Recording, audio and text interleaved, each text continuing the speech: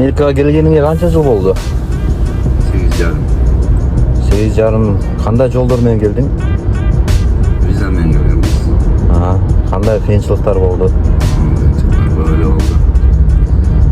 Emin kaysı kıyınçılıkta айтып берейин. Жашоо, турмуш, үй бүлө, биринчи жумуш. Birinci жумуш. Pizza driver.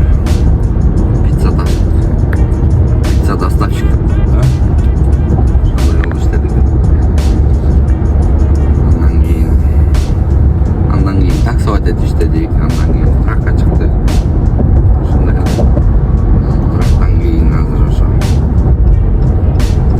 Малый бизнес, трак компания, трак шаптар бар. Жеңіл машинаның шаптың несталысын ашқанбыз. Сондай эле чоң трак айдаган школ бар. Ашқанбыз. Демек силер трак айдоонун кесиптердин жанагы водительдердин ошолорду үйрөтүү жолу, правага бергенге чейин силер даярдайсыңар аларды. Ошолорду үйрөтүп, полный даярдап, экзаменге даярдап беребиз. Анан экзаменден алар өздөрү барып ошо жактан неме деп коет. Ошо драйвер лайсенс алышат да, праваны алышат бар. Ошол жактан тапшырып, үйрөткөн эмелер боюнча информацияларды беребиз. Тракты айдатабыз, практика кылдырабыз, жаттатабыз. Жол эрежелерин баардыгын үйрөтүп, анан силер даярдап туруп, анан окууга жөнөтөсүзөр. Дал ошондой да. Жакшы. Канча убакыт кетет? Где-то 1 айдай кетет примерно. Ошол 1 айдын ичинде алар ошо Чикагода жашаш керек, э? 1 айда ошо Чикагода жашап, Чикагода үйрөнүп, Чикагода жүрүш керек. Эң сонун. Ошол мектепке силердин окууңарга кирүү үчүн кандай шарттар бар? Эң биринчилердин ошо документтери туура болуш керек. Work authorization деп коет. Разрешение на работу. Ошонусу болуш керек. Правасы болуш керек. Анан правага чейин ошо пермит деп коет, теория. Теорияны барып,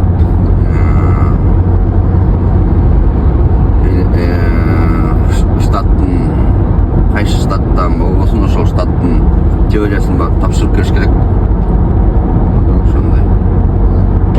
Анан бизге келсе биз дальше үйрөтөбүз да.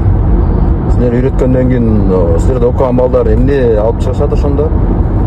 Уже профессиональный драйвер, профессиональный айдоочу болуп чыгат. Эң сонун. Жашы, опыту, стажы Айырмасы жок. 21ден өдө болуш керек. Андан башка эч бир айырмасы деле жок да. Окей, биздин YouTube көрүүчүлөргө бул окуу жайга азыркы тапта, азыркы маалда Америка Кошмо Штатында жашаган кыргыздын жарандары, же кыргыз деп да бөлүнбөйт. Кыргыздар эмес, американецтер, мексиканецтер. Каалагандар келе берет. Каалагандар келе берет. Эң сонун. Кыскача өзүң жөнүндө аскат. Өзүм жөнүндө Кайсы жерден колунуу, канча жашта, канча бала, үй бүлө. Өзүм Ысыкөлдөн болом.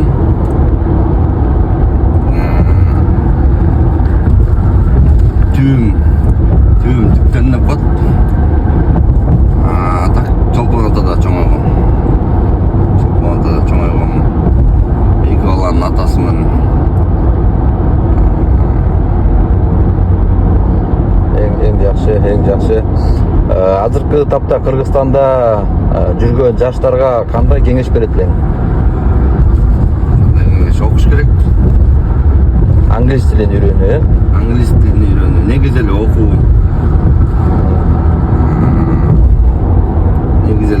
Англис тилин үйрөнүү, тилдерди үйрөнүү. Канча тил көп билсең, ошончо көп жолдор ачылат. Көптөгөн мамлекеттерди көрсө болот. Көптөгөн возможностьтар ачылат да. Эң сонун. Буга чейин көзсүзүп атканда неме деп кеп салдың? частный школада окуган мааниси жок, адамдын өзүнүн дээринен деп. Ошол жөнүндө бир кыскача насаат катары өзүңдүн инилериңе, мекендештериңе баягы кеңеш катары айта турчу сөз.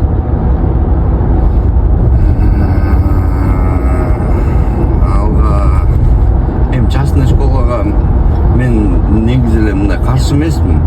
Бирок ошол ата-энесинин колунда бар болсо, ата-энеси кыйналбаса, частный школага окуса болот. Так мындай адам эми ар кандай да Мүмкүнчүлүгүнө жараша да. Мүмкүнчүлүгүнө жараша. Ошол адамды не обязательно баланы частный школага окутуп, анан адам кылыш эмес да, эми жакшы воспитание берип, жакшы ыйман берип, көп нерселерди үйрөтсө эле ошого адам баласы ошого умтулат да. Каяктан кандай болуп каражат келет, ошонун баарын кичинекей чагынан баштап үйрөтсө эле, менин оюмча жакшы балдарды чыгарса болот да. Эң сонун мындайча айтканда кененчиликти, кыйынчылыкты көрбөгөн балдар кичине эркерээк болуп, кыйынчылыкты баштан өткөрүп, тырышып, өйдө ылдын баарын көргөн балдар, булар көбүрөөк ийгиликке жетишет дегенге ошо сөз го дейм э? Ошондой. Жакшы. Ошондой кыска суроо жооп рубрикасы бүттү. Рахмат Аскат, ишиңе ийгилик. Кыргызстандык мекендештерге каалоо тилек. Баарыңарга чоң салам. Аман болгула, бар болгула. Эң эле биринчиден ошо Аллахым ыйман берсин баарыңарга. Ошо ден соолук, ыйман берсин. Көп ибадат кылгыла. Ар кайсы нерсени, эмнени сурасаңар да ошо бир Аллахтан эле сураш керек. Ошол эле бир жардам берет. Андан башка эч ким жардам бере албайт да. Эң сонун. Анан бизде каналыбызда бир жаңы правила, жаңы ой келип атат. Биз буну Instagram'dan, YouTube'dan бөлүшөбүз. Анан эң жакшы комментарий берип, эң жакшы бир комментарий калтырган кишиге бир нерсе белек катары бере аласызарбы? Белек катары эмне бере берсем? Же бир суроо узаткыла, ошо суроого жооп берген биринчи тапкан кишиге белек жөнөтөлүк. Мындай даярданып туруп суроо бериш керек окшойт. Жок, даярданбай деле, биз кичинекей магнитик болсо дагы, зато это. Жок, азыр Кудай буйрса, так. Эмне деген суроо берсек болот?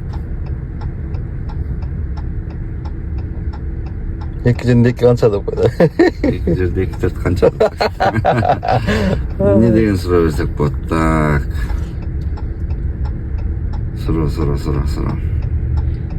Любой темадан суроо.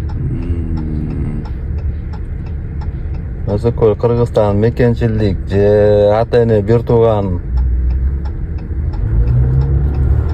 Же бир макал, ошо макалдын уландысын айтыш керек деген сыяктуу. Макалдын уландысы. Ойго дагы эчтеке вопрос, эми суроо келбейт ба? Америкада канча штат бар? Эң чоң штат кайсы, же болбосо бир Америка? Кыргызстанда канча район бар? Ооба. Эң сонун суроо. Кыргызстанда, Кыргыз Республикасында канча район бар? Ошо ким биринчи жооп берген болсо? Канча район бар? Эгер ошол вопросту, ошол суроого ким туура жооп берген болсо, $100 берем. Ошол $100 белек катары болот. Мына уже берип атам. Азамат өзү алып барып берет. Кудай буйрса 5-inde барганда. Достор, Аскаттын суроосу Кыргызстанда канча район бар? Эң биринчи жооп берген биздин катталуучуларга $100 белек. Ошондуктан бардыңарга ийгилик. Аскат, сага ишиңе ийгилик. Жолуң шыдыр, жолдошуң кыдыр болсун. Ар дайым кыргызстандык мекендештерди колдоо көрсөтүп, кыргызстандык мекендештерге шыктандырып, эргүү берип, жалаң ийгиликтин үстүндө жүрө бер. Ошолорго жол көрсөткөн инсандардан бол. Ишиңе ийгилик. Силерге дагы. Көрүшкөн жанда.